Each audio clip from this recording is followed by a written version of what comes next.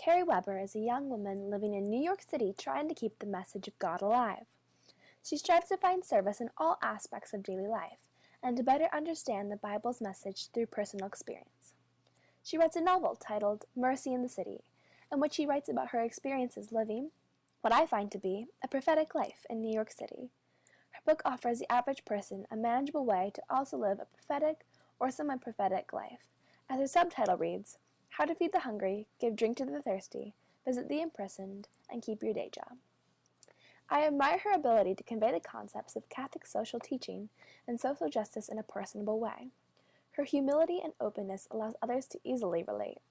She pours out compassion without discrimination or judgment, just as Acts 2:18 says, I will pour out my spirit, and they shall prophesy. Kathleen O'Connor adds, the spirit of prophecy resides in the community.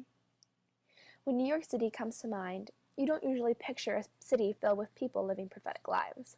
This is usually how the kingdom of Israel was before the prophet stepped in and reminded people of the covenant and the word of the Lord.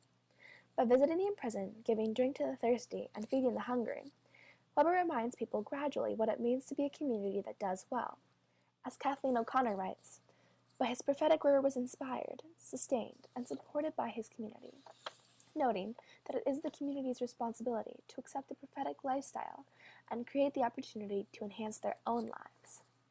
Kerry Weber pushes us in this way to remind ourselves that it isn't just the big service ordeals that make a person or a community prophetic. It is the little acts of love and humble kindness that move a community or a person forward in righteousness. Weber's message is that there is a way to be righteous without feeling overwhelmed by obligation or time. She's come to the community to show people how to accept the gift of courage for the small action and act justly, love tenderly, and walk humbly with God, just as O'Connor defines as what a prophet and prophetic community should do. Weber not only addresses the New York community to live this way, but the national and even global community. Her book feels approachable, allowing this way of life to anyone, advertising that anyone who wishes to live this way can. Her style of prophetic sharing persuades people that this is a manageable and overall good way to live. Weber also fits the definition of a prophet in that she felt at first that she was not the woman for the job. She writes, where I sat trying to convince a religious order I never heard of to let me join a bunch of people I never met, so that I could travel to a place I'd never been and try to do a job for which I was sure I wasn't even qualified. This is a great example of how Weber commits to living the way the Lord wants her to. She sets an example in walking with the Lord, even though she doesn't believe she's right for the job.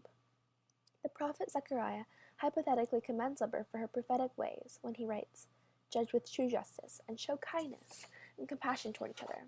Do not oppress the widow or the orphan, the resident alien, or the poor. 7:9-10.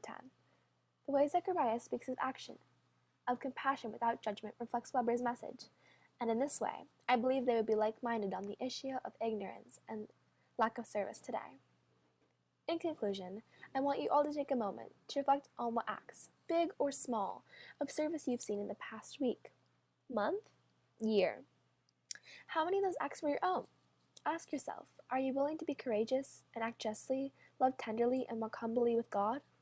Weber would ask, in what ways in your life can you manageably create opportunity and do prophetic actions for the world? Find a way, even if you think the action is too small. It will make a difference in the attitude and love in your community. Thank you for watching.